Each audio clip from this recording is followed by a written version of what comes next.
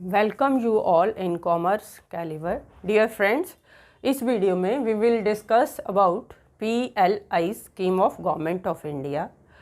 PLI stands for production linked incentive scheme. अगर हम data देखते हैं तो उसके अकॉर्डिंगली जो हमारा टोटल GDP है उसमें मैन्युफैक्चरिंग सेक्टर का जो शेयर है that is just 17%, which is very less as compare to the developed countries of the world.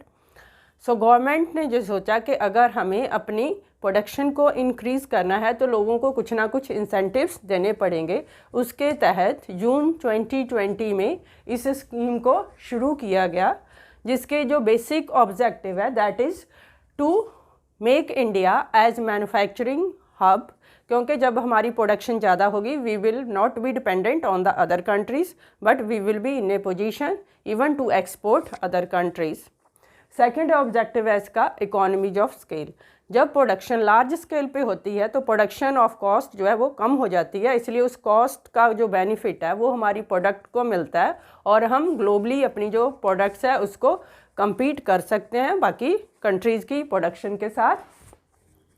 और इस स्कीम का अदर ऑब्जेक्टिव है कटिंग डाउन इंपोर्ट को कम करना और एक्सपोर्ट को बढ़ावा देना है, जिसके साथ हमारी फॉरेन एक्सचेंज और हमारी इकोनॉमी स्ट्रॉन्ग होगी। जब मैन्युफैक्चरिंग बहुत लार्ज स्केल पे होती है तो बहुत सारी एम्प्लॉयमेंट जनरेशन भी होती है, जिसकी बहुत ज़्यादा प्रॉब्लम है इंडिया में, सो वो भी इसका एक ऑब्जेक्टिव है।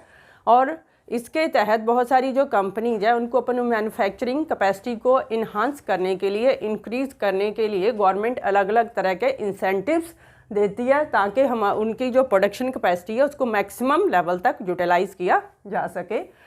सो इस स्कीम के जो बेनिफिट है वो इस प्रकार है कि इस स्कीम के तहत अगर कोई भी कंपनी अपनी मैन्युफैक्चरिंग कैपेसिटी को ईयर टू ईयर बेसिस पे इंक्रीज़ करती है तो उस इंक्रीज प्रोडक्शन का उनको 4 से 6% के बीच जो गवर्नमेंट है वो इंसेंटिव देती है। इसके अलावा टैक्स रिबेट में उनको इंसेंटिव मिलता है, इंपोर्ट एक्सपोर्ट ड्यूटी पे कंसेशन दिया जाता है, ईजी लोन दिए जाते हैं उन कंपनीज़ को, लैंड एक्विजिशन के लिए गवर्नमेंट उनकी हेल्प करती है ताकि उनको अपनी मैन्युफैक्चरिंग कैपेसिटी को इंस्टॉल करने के लिए, इन्हांस करने के लिए कोई प्रॉब्लम ना आए। स्टार्टिंग में जब ये स्कीम शुरू की गई थी तो इसमें 14 सेक्टर है जो उनको कवर किया गया था। उसमें मेनली थे auto components, automobiles, IT hardware, metal, pharmaceutical. और with the passage of time government जो है सेक्टर्स को इंक्रीज़ करते जा रही है ताकि प्रोडक्शन को काफ़ी लेवल तक इंक्रीज़ किया जा सके। अगर हम इसकी आउटकम के बारे में देखते हैं तो जैसे एप्पल इंडस्ट्री ने अपनी जो प्रोडक्शन है इंडिया में स्टार्ट कर दी है और अब आपको हैरानी होगी ये जानकर कि इंडिया में जो 97% मोबाइल जो अभी यूज़ हो रहे हैं वो they are produced in India. और इसके हिसाब से जो गवर्नमेंट ने काफ़ी कंपनीज़ को इन्वेस्टमेंट दी है और इवन के फॉरेन और इंडियन जो मैन्युफैक्चरर है उन्होंने 4800 करोड़ तक इस स्कीम के तहत अलग अलग सेक्टर्स में इन्वेस्ट किया है।